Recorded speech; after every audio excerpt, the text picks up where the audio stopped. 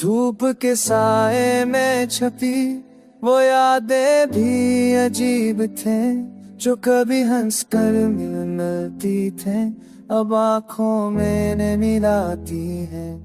रास्ते बदल गए पर कदम वह ठहर गए, जहाँ कभी तुमने मेरे हाथ को पकड़ा था।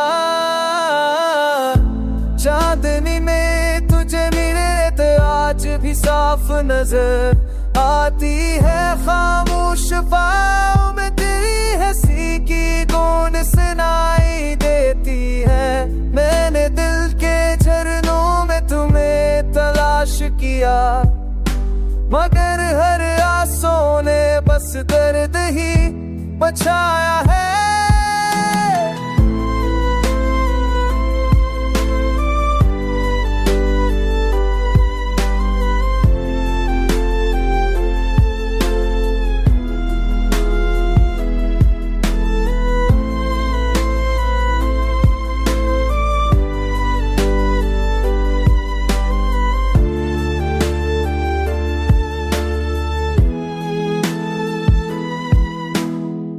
वक्त के साथ सब कुछ तब्दील हो गया, मगर तेरी कमी का सागर नहीं बदला। तन्हाई के मौसम में भी तुम्हारी याद का चिराग रोशन है, जो कभी बजता नहीं बदलता रहता है।